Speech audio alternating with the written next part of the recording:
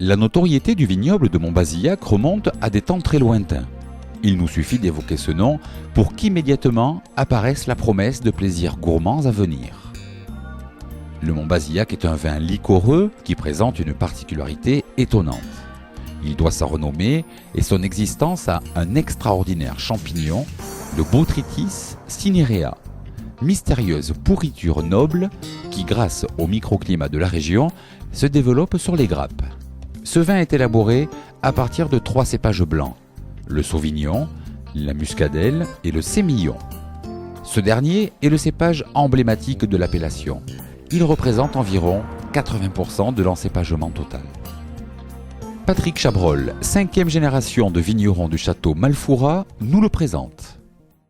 Alors ces millons se caractérisent par des grosses graines, avec une peau assez épaisse, avec des grosses feuilles, contrairement au Sauvignon où c'est des grappes très serrées et très compactes.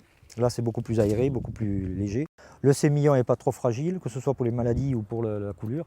Vous pouvez avoir des arômes d'abricots confits, ananas, coing.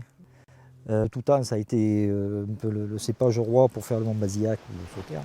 Le Botrytis cinerea se développe grâce à la combinaison de l'humidité et de la chaleur. Sur ce terroir, dans les coteaux qui surplombent la vallée de la Dordogne, un microclimat permet aux raisins de bénéficier du climat idéal. Mais le climat idéal, c'est il faut un peu d'humidité pour que le brouillard, le matin, toute la vallée est couverte de brouillard, et l'après-midi de la chaleur pour que le champignon se développe. Quand on a ces conditions, le champignon se développe très très vite et le sémillon, en l'espace de 8-10 jours, peut être recouvert de botrytis. Ça, c'est le champignon qui commence à émettre des mycéliums. Il se développe de plus en plus et jusqu'à recouvrir entièrement le raisin.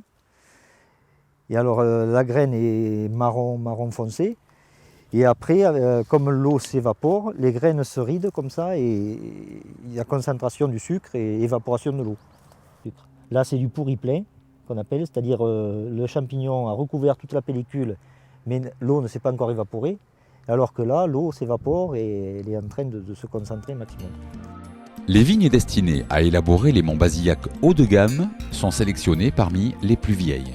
Les vins de Montbazillac foncent avec le temps qui n'a aucune emprise sur eux, sinon celle de révéler des arômes de plus en plus fins et complexes, nuancés de subtiles saveurs de fruits confits.